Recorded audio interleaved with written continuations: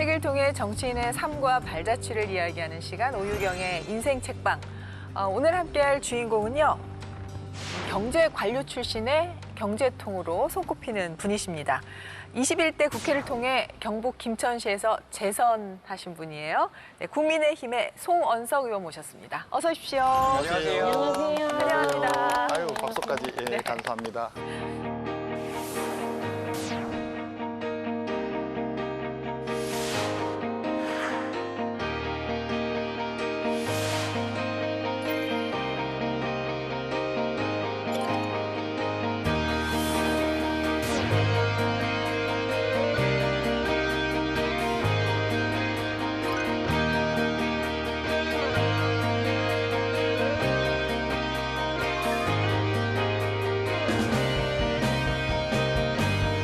지난 50년간 엄청난 경제 발전을 이루었고 한강의 기적이라는 이야기까지 들었는데 물론 시장 경제 체제를 유지함으로써 일부 부작용이 있을 수 있습니다.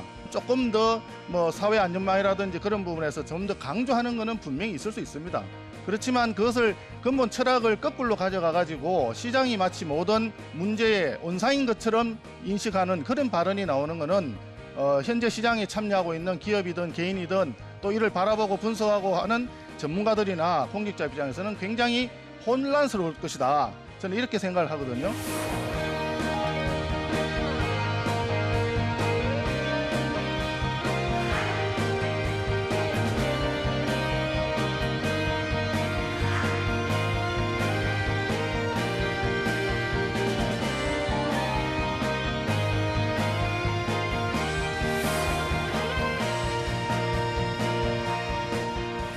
의원님이 제가 좀 전에 소개해드린 것처럼 경제통으로 손꼽히는 분이라고 하셨는데 정말 전문가시거든요. 그래서 처음 국회 입성하실 때 정부와 여당에서 굉장히 긴장을 했다.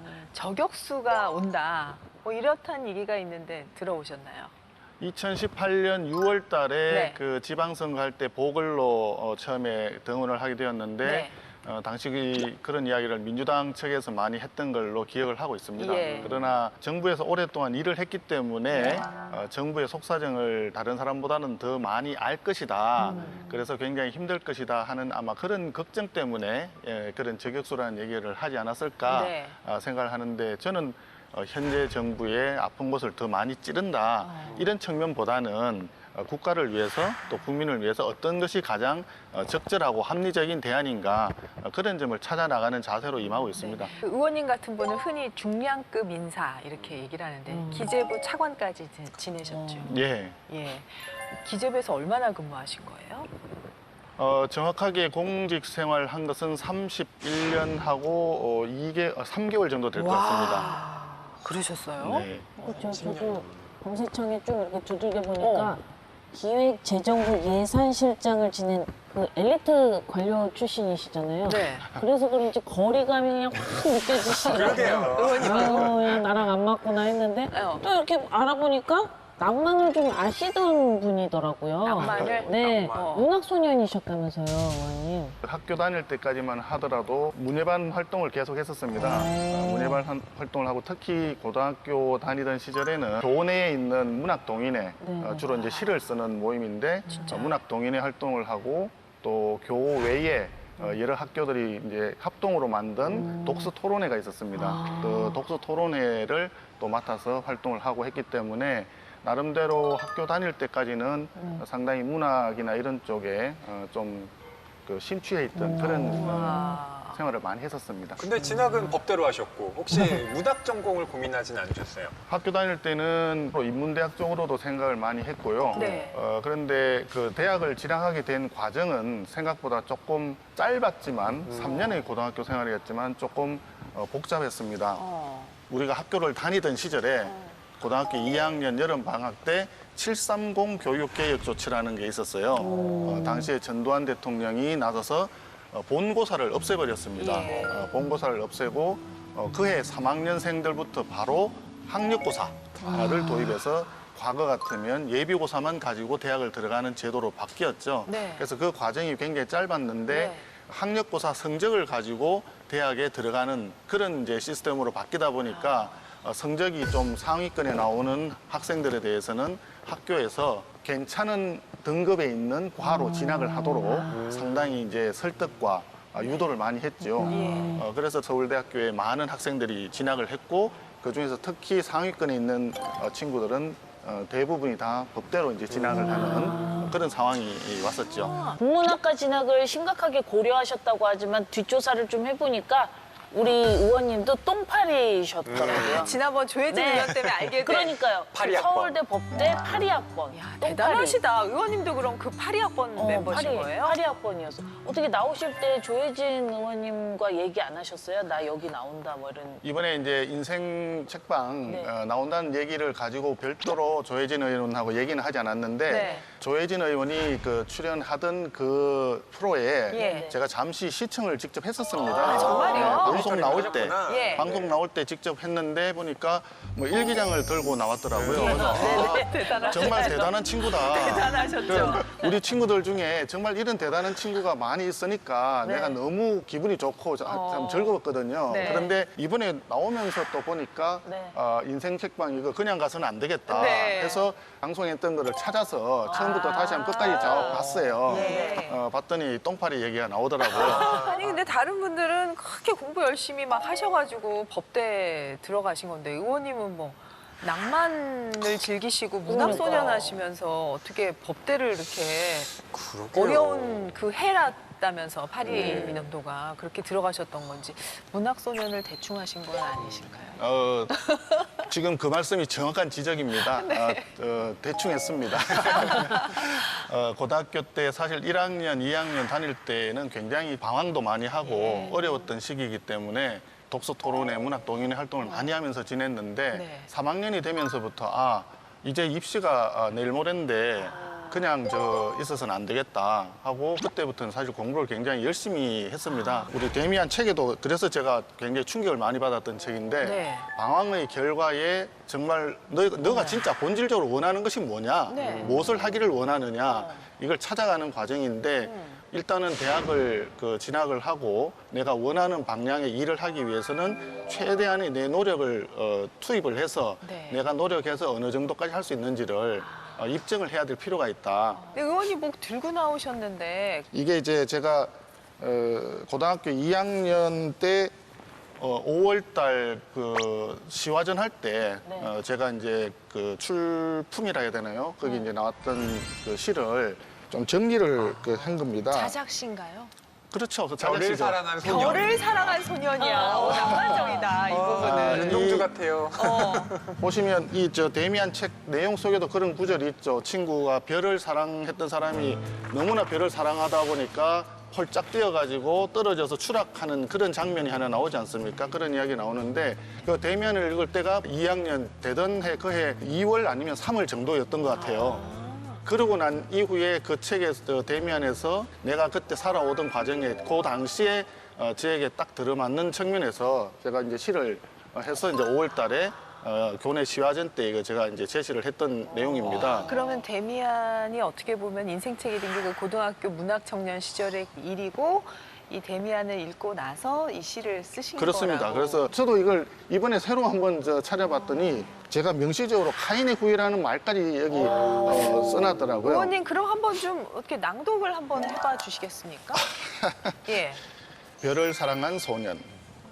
내뿜던 열기에 태양이 스스로 지쳐 잠들면 숨막히는 공허 속에 허덕이는 갈대를 뒤로 하고 소년은 동산으로 뛰어갔더랬다. 영혼으로 향하는 노래를 싣고 올 친구를 만나려고.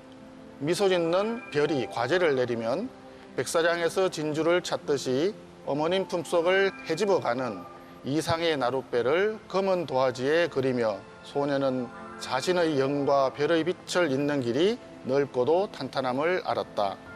영롱한 달빛 가루 산 너머로 쏟아질 때 마른 풀잎조차 울지 않는 정막이 천년의 연륜이 쌓인 강물에 빠지고 거기엔 미소 가득한 소년의 눈매가 어리어 그러나 아래서 빠져나오려는 새를 본 적이 없는 소년은 무한의 공간에서 잉태하는 별의 아픔을 자신이 카인의 후예임을 깨닫지 못했다. 바스지는 햇살 속 한나절을 쓸쓸히 외돌다 신압으로 다가오는 친구여 소년은 또 다른 밤을 맞으리 별의 천사 나라와 소년의 입맞출 때 건설의 광장에 울려 퍼질 소년의 심장이여 이렇게 돼 있습니다. 이걸 고등학교 때 쓰셨다고요?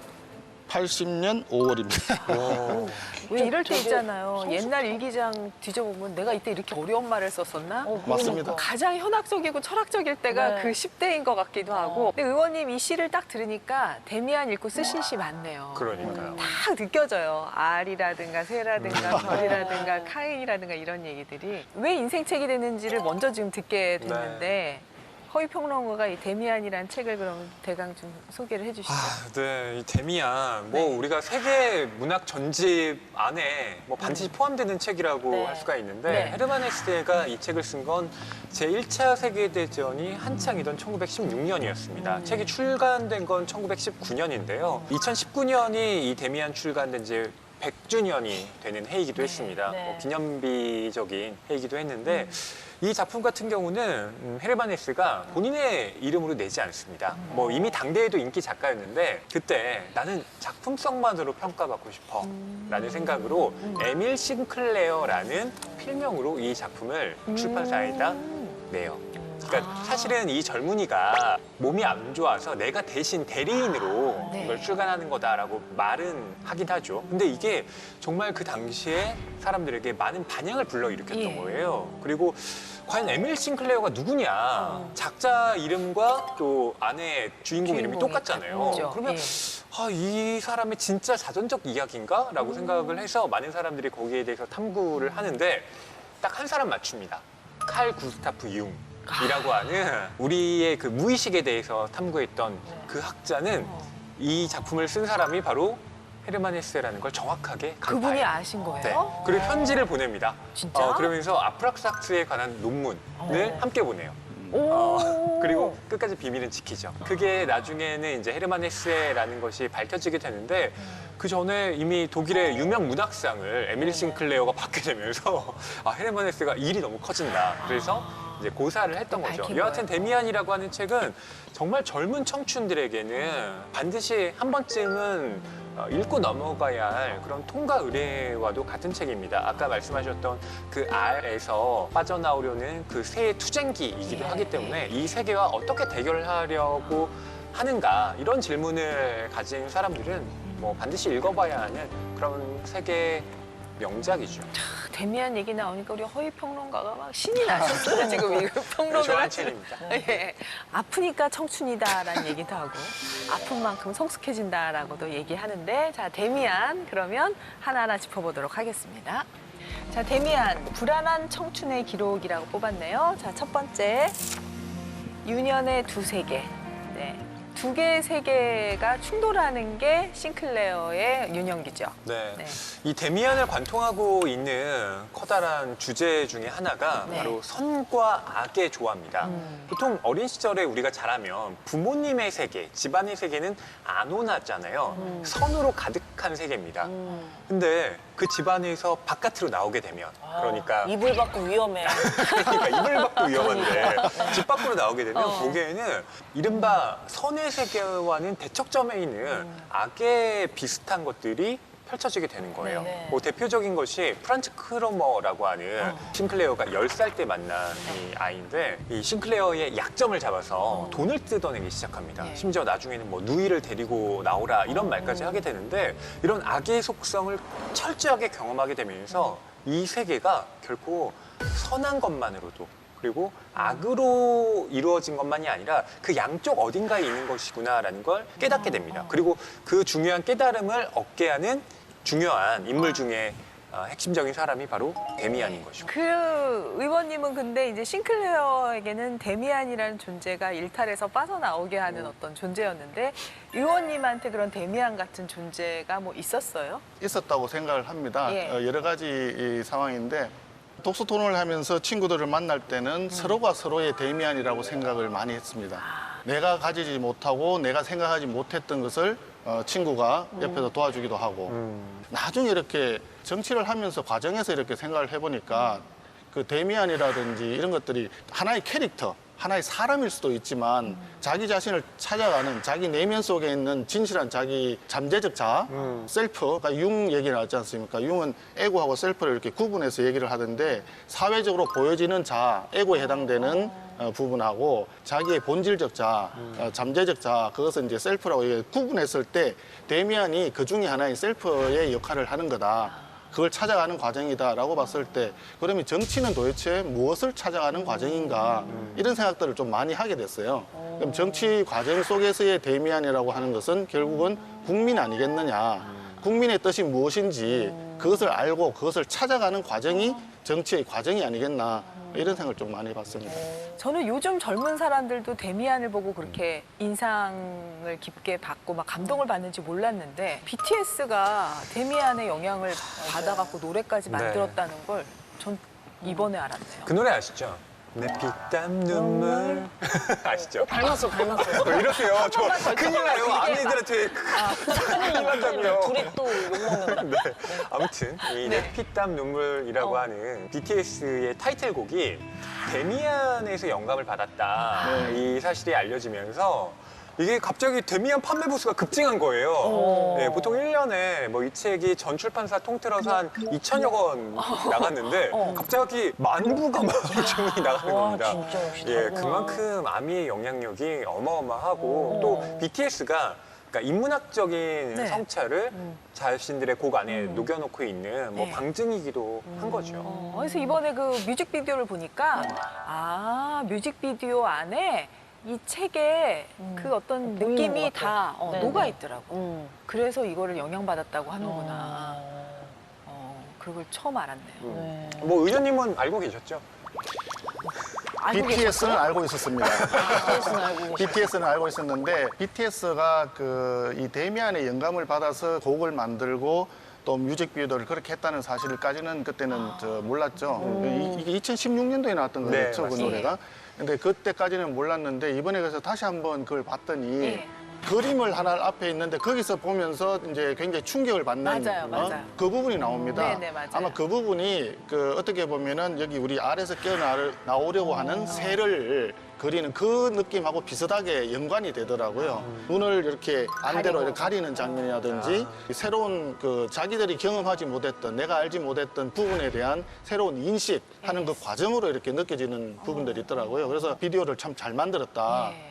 그래서 데미안의 영향을 받은 게 참 맞겠다는 생각이 들었는데 어떻게 보면 청소년들한테 BTS가 양면이 다 있습니다. 데미안 같은 존재일 그럼 수도 그럴 있겠다는. 수도 그렇죠. 그래서 이게 과거에 우리가 느꼈던 책을 그 선배나 선생님으로부터 추천받아서 읽던 그 시절하고 네. 지금처럼 SNS라든지 뮤직비디오라든지 이런 데서 영향을 받아가지고 책을 하는 경우하고 굉장히 많이 다르잖아요. 그러니까 한마디로 소통을 하는 툴 자체, 또 소통을 하는 과정 자체가 굉장히 그 달라지고 있기 때문에 그런 부분에 대해서 우리가 이번에 조금 다시 한번 좀 생각을 해봐야 되겠다 하는 그런 느낌을 많이 받았어요. 의원님 축하드려요. 지금 의원님 BTS 연관 검색어에 송원석 의원 이렇게 뜰 것 같아요. 덕분에 우리 인생책방도 시청률도 올라가고 연관 검색어 샵 송원석, 샵 BTS, 샵 인생책방 이렇게. 근데 제가 한 가지 보면서 피땀 눈물이라고 그랬잖아요. 네. 그 천재는 1%의 영감과 99%의 노력으로 이루어진다는 그 말을 이 친구들이 아마 실천하는 그런 느낌을 줘요. 피와 땀과 눈물로 자기의 오늘을. BTS가 지금 뭐 저 빌보드 차트 1위도 하고 뭐 상도 받고 굉장히 지금 전 세계적으로 뛰어나게 대한민국도 이렇게 홍보를 하는 상황이 돼 있는데 이게 그냥 원래 그 사람은 잘하고 있었어. 역량이 뛰어나, 능력 있어. 이게 아니라 그만큼 피와 땀과 눈물로 자기들을 만들어 왔다는 그 과정이 상당히 저는 참 좋게 이렇게 보이더라고요. 여기에 그럼 연관 검색어가 BTS, 피땀 눈물, 송원석, 늦게 입덕? 뭐 이런. 그러니까요. 약간 그렇게 되지 않을까요? 네. 이거 너무 또 유권자 의식하신 거 아닙니까? 미래 아미들을 지금. 근데 의원님께서 진짜 전문성을 가진 정통 관료로서 한 30여 년을 이렇게 있으시다가 정치를 또 재보궐선거로 나가게 됐는데 그 전부터 정치에 대한 생각이 있으셨던 건지 어떤 좀 특별한 계기가 있으셨던 건지? 공무원을 계속 할 때는 그런 생각을 하지는 않았죠. 예, 정치를 할 것이다 하고 미리 생각을 하고 준비를 했던 건 아닌데 막상 그만두고 나와서 생각을 해보니까 여러 가지 생각들이 좀 들었습니다. 내가 좀 더 하고 싶은 것은 나라를 위해서 또는 국민을 위해서 좀 더 보탬이 되는 뭔가 일을 해야 되겠다라고 했을 때 이 일을 실천하는 방법이 이제는 행정부가 아니라 이제는 입법부에서 이루어지는 게 더 많겠다. 정치를 좀 그다음에는 해야 되겠다는 생각을 했죠. 의원님이 이제 처음에 보궐선거 나가실 때는 간신히 당선이 되셨어요. 근데 재선에서는 압도적으로 당선이 되셨으니까 그만큼 능력을 또 인정도 받으시고 지역 구민들한테 이 사람 우리 지역 일꾼으로 좀 이제 밀어줘야 되겠다 이렇게 인정을 받으신 걸로 봐야겠어요. 예, 여러 가지 이제 상황의 변화가 있었죠. 처음에 나왔을 때는 많이 알려지지도 않았고 인지도가 상대적으로 낮았던 네. 측면도 있고 김천 같은 경우에 23개 읍면동이 있습니다. 거기에 마을회관, 경로당이 516군데가 있었어요. 그런데 이제 거기를 다 다니면서 찾아가는 의정보고회를 했어요. 500군데를 예, 이렇게 다니신 거예요? 516군데였는데 한 곳에 아파트 단지 같은 경우에는 이제 통 단위로 경로당이 있는데 그것이 단지가 크니까 한 3개, 4개가 한 곳에 있더라고요. 그렇게 해서 중복되는 것 빼고 실제로 워킹하는 데를 다니는 데 보니까 440여 개 정도 됐어요. 엄청 많은데요. 그것을 6개월 동안 전체를 다 다니면서 직접 마을 주민들 만나서 의정보고회를 다 개최를 했죠. 김천은 농민들이 또 많습니다. 시골이라서. 그래서 어르신들이 농사 지으면서 또 생활하시면서 아쉬운 점, 불편한 점이 뭡니까? 그것을 듣고 나중에 리스트를 다 만들어서 요거는 시에서 해야 될 일, 요것은 도에서 좀 도와줘야 될 일, 요것은 정부 부처에 뭐 각 부처에서 특히 농림부가 많겠죠. 농림부, 산업부, 국토부 쭉 해서 전부 다 이제 전달을 하고 또 도에 또 얘기를 하고 해서 그 하나하나를 해결해 나가는 과정이 그 이후에 한 2년여가 그렇게 지나갔던 거죠. 그렇게 하다 보니까 이번에 이제 지난 총선 때는 78%인가 제가 예, 숫자를 74.52%라고. 역시 사전조사가 철저하시네. 감사합니다. 그럼 진짜 높은 득표율로 재선에 성공하신 거네요. 예, 그렇게 해서 이제 네. 지역을 이제 전체를 하나로 묶어서 주민들 득표율을 상당히 많이 올렸죠. 의외로 이렇게 다 다니시면서 탁상 행정 펼치지 않고 소통을 하셨다는 부분. 정치인의 자격이 있으신데요. 예. 아니 피땀 눈물 얘기할 피땀 때 눈물. 과연 의원님과 어떤 연관성이 있을까? 근데 주제가를 삼으셔도 될 것 같아요. 다시 한번 연관 검색어 갑니까? 계속 연관시켜야 돼요. 그렇군요. 자, 불안한 청춘의 기록 데미안 두 번째 기록입니다. 알은 세 개다. 네. 이게 데미안에서 나오는 유명한 말 아닙니까? 네. 데미안을 읽지 않으신 분이라 할지라도 네. 이 구절은 정말 많이 들어보셨을 예. 것 같아요. 이 싱클레어가 데미안에게 매를 그린 그림을 보내는데 그 답신으로 데미안이 이런 쪽지를 남깁니다. 새는 알에서 나오려고 투쟁한다. 알은 세계이다. 태어나려는 자는 하나의 세계를 깨트려야 한다. 알에서 깨란 얘기 많이 들었는데 그게 이 데미안에서 나온 얘기였고 그렇습니다. 굉장히 철학적이고 인생의 누구에게나 지침이 되는 그런 얘기죠. 네. 알을 깨는 각자의 어떤 기억이 있을 것 같아요. 지금 이렇게 훌륭하게 성장하시기까지 아유. 알을 여러 번 깨셨을 훌륭해야 테지만 되는데. 네. 혹시 진영 씨 같은 경우는 저는 한번 원래 변한 거 뭐 다들 아시다시피 못난이들의 우두머리였잖아요. 그랬나요? 예, 저희 개그맨들도 족보가 쭉 있거든요. 네. 못난이들의 계보가 있어요. 김승 씨 밑에 권진영 제가 있었고 권진영 밑에 신봉선, 신봉선 밑에 박나래 뭐 이렇게 오남이 쭉쭉쭉 있어요. 근데 제가 막상 결혼을 한다고 하니까 뭐 이거는 못난이들에게 지각 변동이 일어났었습니다. 그래갖고 아니 너 왜 그렇게 결혼 상대자가 있는데 속였냐. 근데 제가 속인 게 아니라 정말 밥집에 가서 남자친구랑 밥을 먹어도 이 집은 굉장한 맛집이구나. 조인을 해서 먹는구나. 합석을 해서 식사를 하는구나. 막 이렇게 댓글이 올라오니까 제가 얘기를 못했습니다. 그래서 나중에는 이제 송은이 씨한테 내가 사실 남자친구가 있어 결혼할 것 같아 라고 얘기했더니 너 몰래카메라야? 아무도 믿어주질 않았습니다. 내가 남자친구가 있다고 지금 전화 왔다고 해도 알람을 맞춰놨냐? 아무도 믿어주질 않았습니다. 열애설 자작극처럼. 네. 그러고 나서 제가 결혼을 한다고 했더니 이건 알에서 깬 것처럼 다들 너무 놀랬죠. 아. 그 이후로 저는 4살 연하 남편과 행복하게 잘 지내고 있습니다. 그게 네. 알에서 깬 경험이랑 지금 맞는 거예요? 그렇지. 나는 새로운 경험 맞지 않아요, 평론가님? 뭐 근데 전혀 다른 세계로 진입한다는 점에서는 전혀 다른 세계. 뭐 맞는 것 같습니다. 역시 평론가님이세요. 네. 그리고 이제 요즘은 사실 미녀 개그우먼으로 통하니까 완전 세계가 바뀌긴 바뀌네. 아이, 또 무슨 미녀 개그우먼 급전 필요하세요? 입금해드릴게. 허위 평론가 같은 경우도 그런 경험 있나요? 저는 제가 IMF 세대거든요. 그래서 중학교 때 뭐 그 IMF를 경험하게 되면서 무조건 안정된 직업이 최고야. 네. 의원님처럼 공무원이 되어야지라는 마음을 사실은 품고 있었습니다. 그래서 고등학교 때 이제 직업 쓰는欄에도 보면 뭐 제가 막 교사, 공무원 막 이런 식으로 다 써놨어요. 근데 저는 지금 전혀 안정된 직업을 갖고 있지 않거든요. 근데 왜 이렇게 됐는가를 생각해 보니까 그냥 제가 살고 싶은 대로 제가 쓰고 싶은 글을 쓰면서 사는 것이 더 낫겠다라는 판단을 실은 하게 됐던 거예요. 어떤 안정된 직업이라고 하는 것 자체가 저에게 주어진 하나의 틀이었다면. 세계였고 그걸 그냥 지금은 깨고 나온 그래서 상황인 것 같습니다. 알까기 이런 게 그래서 나왔나? 알까기. 사실은 그것도 엄청 용기 있는 전 선택이라고 생각해요. 네. 요즘도 공무원 되고자 하는 저 청년들이 굉장히 많은데 그게 어떻게 보면은 좀 안정된 직장이라는 틀 속에서 나오기가 쉽지 않은 거잖아요. 근데 프리랜서의 삶, 또 글 쓰는 삶 이런 걸 선택하는 게 어디 쉬운 일은 아니지만 너무 잘하고 있잖아요. 아유, 정말 쉬운 일 아니고요. 네. 잘하고 있는지 모르겠고 양념하고 있습니다. 잘하고 있어요. 피땀 눈물, 피땀 눈물 진짜. 눈물이. 네. 의원님한테는 언제였을까요?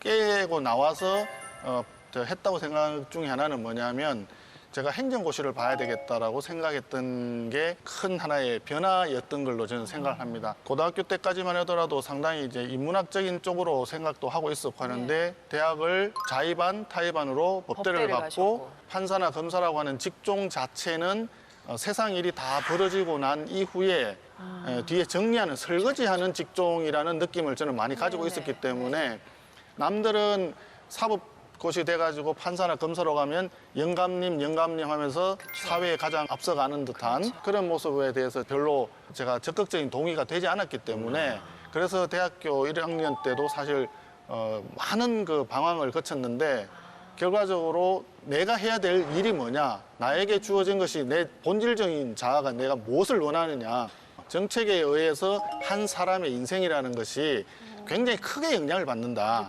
내 개인의 역량이나 능력에 따라서 할 수 있는 범위는 전체적으로 봤을 때는 굉장히 제한적인 것이고 부처님 손바닥 아니라 그러지 않습니까? 네.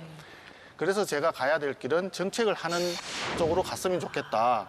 그래서 행정부가 그런 역할을 그 당시에 많이 했기 때문에 행정부로 가야 되겠다. 학창 시절에 고민이 있었고 방황하던 부분이 결과적으로 정리되어서 나온 것이 행정고시를 준비하는 쪽으로 정리가 되었던 거죠. 지금 지역구 같은 경우에 어떤 혁신을 해야겠다, 어떤 알을 깨야겠다 생각하고 계신가요? 우리 지역구는 농업 기반 도시입니다. 네. 농업을 기반으로 해서 도시에 이제 비즈니스가 이루어지는 그런 시스템인데 공공기관 이전에 따라 가지고 네. 경북 혁신도시가 김천에 와 있습니다. 그런데 그 경북 혁신도시는 기존의 김천시가지에서 좀 벗어난 곳에 만들어져 있어요. 이것이 분리되어 있는 부분인데 기존 시가지에 있던 우리 주민들은 새로 이제 신도시가 만들어지니까 저쪽은 환경도 괜찮고 그 아파트도 아주 깨끗하게 잘 올라가 있고 하니까 또 이쪽에 부러움이 또 있는 겁니다. 그래서 양쪽에 나누어져 있는 것이 그 앞으로 통합 발전하는데 지금 말하자면 하나의 문제점이 되는 R이라고 생각을 하고 네. 이 R을 깨기 위한 혁신이 좀 필요한데 그러면 어떻게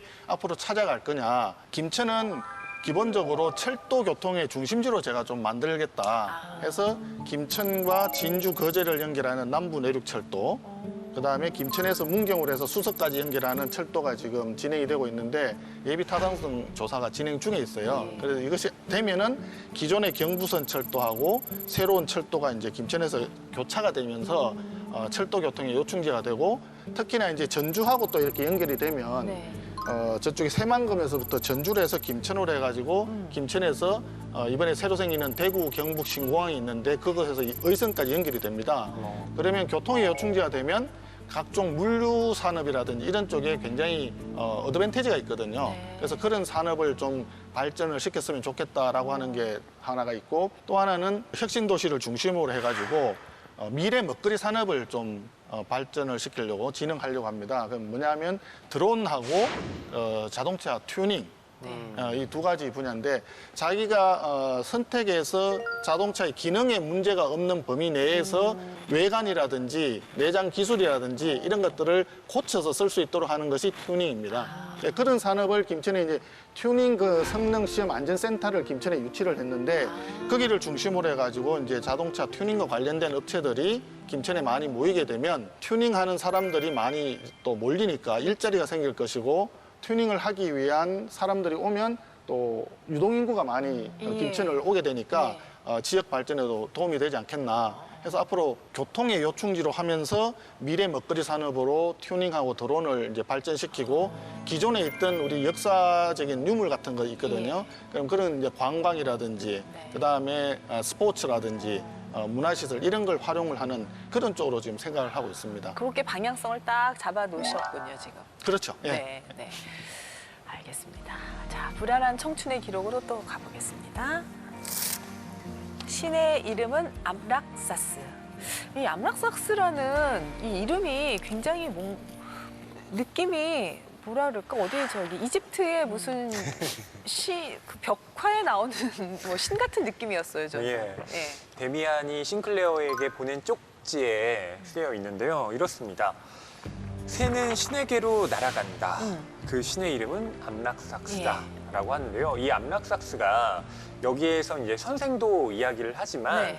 원래 이 그리스와 오리엔트 지역의 일종의 비밀 종교에서 이제 숭배하던 신의 이름이기도 해요. 예. 근데 이 암락삭스 같은 경우는 선한 속성과 악한 속성을 동시에 가지고 있는 양극단에 있다고 생각되는 것들이 한 몸에 있는 그렇기 때문에 이 암락삭스라고 하는 것이 우리 내면을 계속 파고 들어가면서 어떤 발견해내는 결국 나쁜 것과 좋은 것이 각기 구분되는 것이 아니라 다 한꺼번에 어우러져 있다. 이런 통찰에 다다르게 하는 핵심적인 그런 단어이기도 합니다. 저는 보면서 음양? 왜 음양, 동양에서는 음양을 얘기하는 것처럼 서로가 서로를 통해서 같이 존재해야 되는 맞습니다. 거잖아요. 서로 반대에 있는 것처럼. 그거를 생각하다가 아, 헤르만 헤세가 맞아 시타르타를 썼지.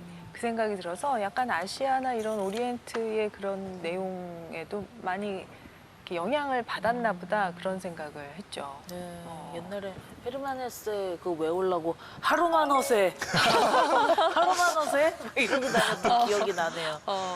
근데 의원님이 이제 데미안을 이렇게 보시면서 암락삭스를 이렇게 또 여러 가지로 해석을 하셨을 텐데 사실 이 정치권이라는 곳은 그게 잘 안 되고 있는 것 같아요. 말하자면 진보와 보수가 서로 있어야 하는 존재다라는 인정을 잘 안 하잖아요. 원래는 서로 있어야 하는 존재인데. 이 책을 다시 한번 읽으면서 정치를 하는 부분에 대해서 많은 생각을 하게 만들더라고요. 일반적으로 데미안을 볼 때 이제 암락사스 이 부분에 대해서 도대체 이게 뭐냐라고 했을 때 선과 악이 공존하는 이라고 우리가 일반적으로 얘기를 많이 하지 않습니까? 정치의 세계에서도 일방적으로 선하다, 일방적으로 악하다라고 하는 거는 존재하지 않는 것 같습니다. 그렇죠. 그러니까 그것이 결국은 다 공존하는 현실이거든요. 예. 내 안에 있는 양면을 다 찾아가는 선과 악이 공존한다는 걸 인정하고 그것을 이해하는 그런 쪽으로 생각을 했을 때는 아, 정치 과정에서 이게 너무 극단적으로 내 편, 네 편 이렇게 구분하는 이 부분은 우리 국민들한테 잘못된 결과를 주겠구나. 그러면 결과적으로 국가가 굉장히 힘들고 어려운 상황에 올 수가 있지 않습니까? 그래서 우리가 그런 점은 좀 반성하고 고쳐야 되지 않겠나는 생각을 많이 해봤습니다. 그런 부분에서 의원님이 생각을 많이 하셔서 그런지 의원님은 저기 전주하고 무슨 자매 결혼도 맺고 하신다는 얘기를 들었는데. 예, 우리가 호남 쪽과 호남 동행을 이제 추진을 하고 있는데 40여 명의 우리 당 국회의원들이 호남 지역구에 제2지역구 갖기로 해서 호남 동행 의원 이렇게 이제 했는데 저 같은 경우에는 이제 전주를 그 동행 지역구로 해서 예. 제2지역구로 했죠. 반응이 어떻습니까? 반응. 반응은 좋죠. 예. 반응은 좋죠. 근데 이제 결과적으로는 아직까지 우리가 이 활동을 시작한 지가 얼마 되지 않았기 네, 때문에 더 진정성을 가지고 더 열심히 해야 되겠죠. 한쪽 지역만을 보는 것이 아니라 전체를 아우른다. 우리는 특정한 정파나 특정한 정당이나 네. 특정한 지역이나만을 위한 것이 아니라 대한민국의 미래를 생각하고 예. 대한민국 국민들의 미래를 생각하는 정당이고 거기에 맞춰서 활동을 한다. 예. 이런 부분에 대해서 국민들이 진심을 알아줄 때까지는 계속 노력을 해야 되겠죠. 아마 저는 그렇지만 많은 국민들이 그거 정말 바라고 있는 거 아닐까요? 그럼요. 예. 근데 의원님 그런 활동들이 뭐 누군가는 모든 일에 좀 좋지 않게 비판하는 사람들은 속이 보인다라고 할지라도 그 속 보이는 일이라도 그렇게 한 번 보고 두 번 보고 세 번 보면은 정이 들고 이제 서로를 이해하게 되고 이해하다 보면은 화합이 되는 거 아니겠습니까? 그렇죠. 굉장히 좋은 일인 것 같고요. 그뿐만 아니라 뭐 경제 모임도 여야 간에 같이 하신다고 들었어요. 예. 21대 국회가 시작이 되면서 네. 여야 간에 이제 경제를 좀 전문적으로 해왔던 의원들을 좀 모아가지고 네. 모임을 만들었습니다. 네.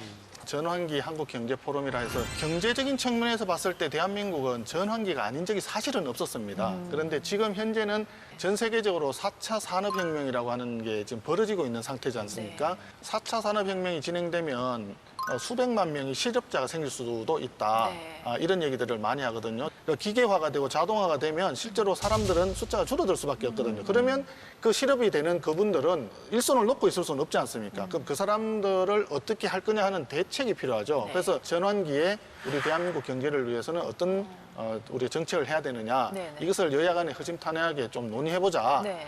해서 전환기 한국경제포럼이라는 걸 이제 만들었고요. 어떤 분들이 참여하고 계세요? 그럼? 전환기 한국경제포럼은 네.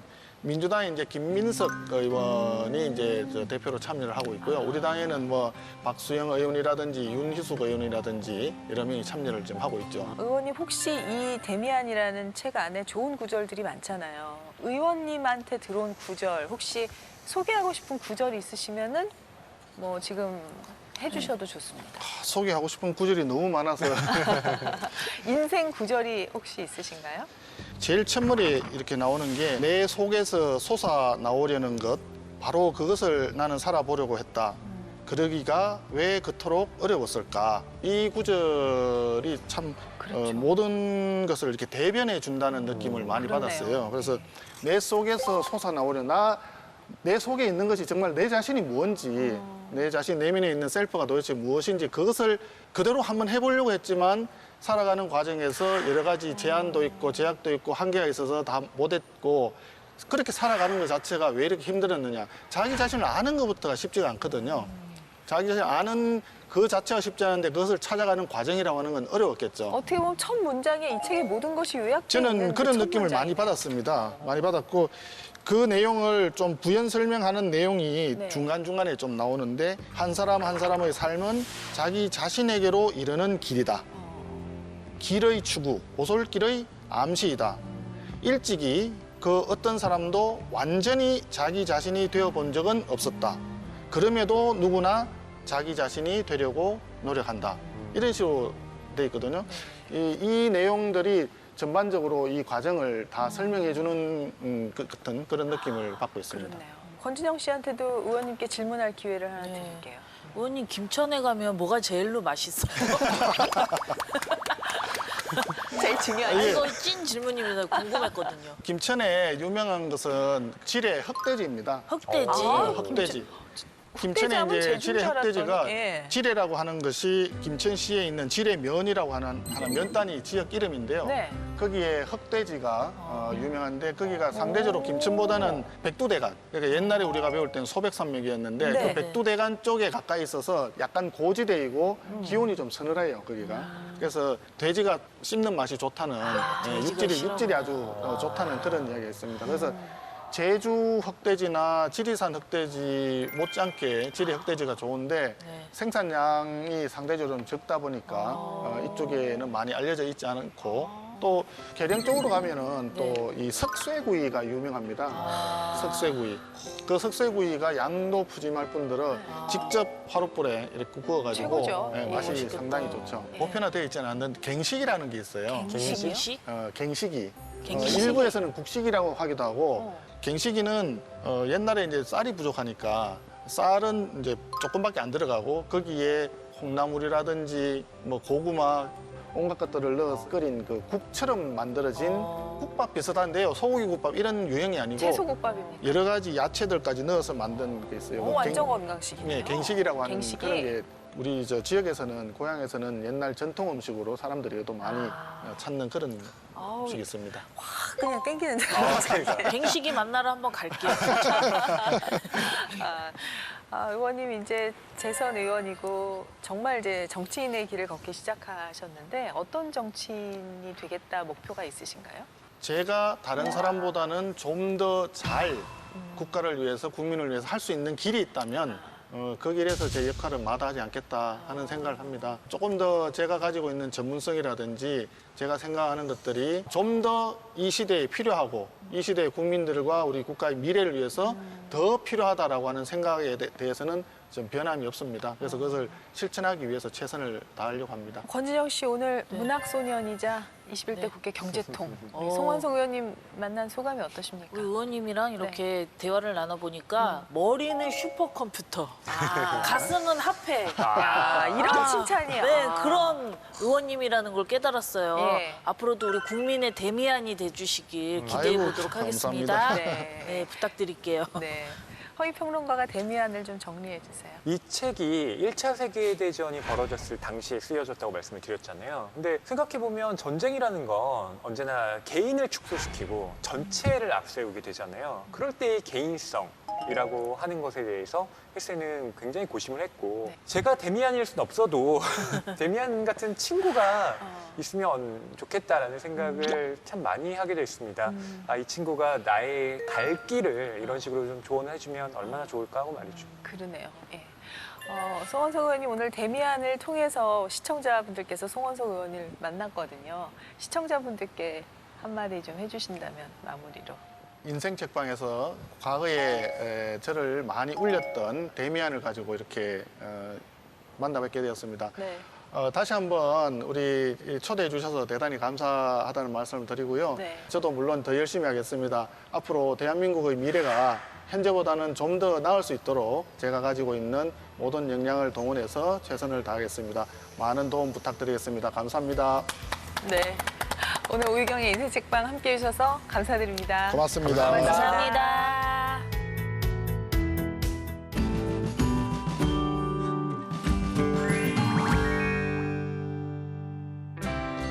안녕하세요. 윤지연입니다.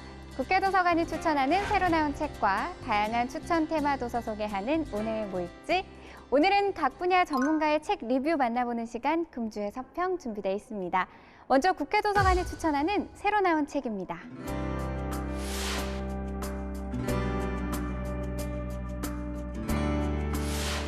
책 신대공황은 화폐전쟁, 화폐의 몰락책으로 잘 알려진 미국 최고 금융 전문가 제임스 리카즈가 코로나19 이후의 경제를 전망한 책입니다.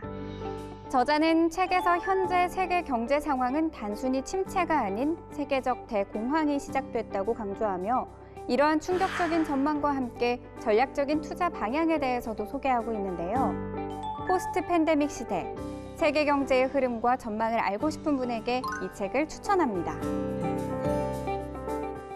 다음은 억압과 금지를 넘어 시대 변화의 기폭제가 된 지식의 역사에 대해 소개한 책입니다. 유럽 최고의 과학사학자로 알려진 이 책의 저자 에른스트 페터피셔는 아우구스투스부터 빅브라더까지 2000년에 걸친 억압과 금지의 방대한 지성사를 한 권의 책으로 정리했습니다. 우주에 대한 지식을 알게 되어 화형 위기에 처한 지오다노 브루노, 교회와 충돌하지 않도록 자신의 연구 결과를 죽을 때까지 숨긴 갈릴레오 갈릴레이와 같이 새로운 발견을 이뤄낸 과학자들의 사례를 당대 역사를 중심으로 풀어내고 있는데요. 현재는 역사의 이정표가 된 진실의 개척자들을 소개한 책, 금지된 지식입니다. 독서의 길잡이가 돼줄 전문가의 서평 만나보는 시간, 금주의 서평. 과연 이번 주에는 어떤 서평이 준비되어 있는지 한번 만나볼까요?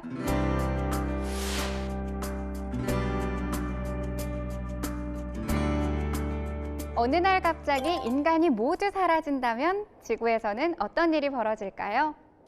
이 질문을 시작으로 미래의 인류와 함께 사라질 것들은 무엇이고 인류가 지구상에 남길 유산은 무엇인지를 찾기 위해 애리조나 대학 앨런 와이즈먼 교수가 세계 곳곳을 누비며 직접 확인하고 연구한 내용을 책 인간 없는 세상으로 엮었습니다. 서평자 고려대 환경생태공학부 전성우 교수는 책 내용 중 한국 비무장지대 교훈, 특히 DMZ에 서식 중인 다양한 멸종 위기종에 주목하며 인간이 무엇을 하려고 하기보다 자연에 맡기는 형태로 출입만 통제되어도 자연은 살아난다는 사례를 보여준 것이라고 이야기하는데요. 새롭게 발생하는 질병과 바이러스, 그리고 수많은 자연재해 속에서 인간이 살아남기 위한 대안을 제시하는 책, 인간 없는 세상입니다. 다음 책은 사피엔스로 유명한 유발 하라리 교수의 사상에 영향을 준 국제정치사석학 마틴 반 크레벨드 교수의 저서 양심이란 무엇인가입니다. 집단 학살을 자행한 히틀러에게 양심이 있었을까라는 물음에서 출발해 고대 이집트에서부터 현대에 이르기까지 인류 역사에서 언제나 논쟁의 중심에 있는 양심의 근원과 본성, 역할에 대해 탐구한 책인데요. 서평자 인천대 윤리교육과 이상원 교수는 수많은 세월을 거치면서 인류는 내면의 목소리를 규명하고자 처절하게 노력해왔지만 양심은 아직도 모호한 개념으로 남아있다고 말하며 여전히 양심을 온전히 이해하지 못하는 인간이 과연 인간의 마음을 지닌 기계를 창조해낼 수 있을지 질문을 던지는데요. 양심의 과잉과 부재가 공존하는 시대, 양심이란 도대체 무엇인지 궁금한 분들이라면 이 책을 통해 알아가 보시기 바랍니다. 플라스틱, 치킨, 미세먼지, 도시, 기후변화, 그리고 신종 전염병까지 인류라는 한 생물종이 지구 환경 전체를 바꾼 시대를 탐구한 다큐멘터리를 정리한 책, 인류새. 서평자 부경대 생태공학과 성기준 교수는 인류새를 살아가는 현대인들은 풍요로운 삶을 위해 화석 연료라는 스테로이드를 과량 공급하면서 일상적이었던 자연 현상들을 더 크고 강하게 만들고 어느새 우리가 그 피해자가 되었다고 강조하는데요. 지금 현재 인류가 직면한 상황과 문제에 대해 궁금한 분들에게 인류새 책을 추천합니다. 자세한 책 내용은 국회도서관 홈페이지에서, 다시 보기는 국회방송 홈페이지에서 보실 수 있습니다. 저는 다음 주 새로운 책으로 다시 찾아오겠습니다.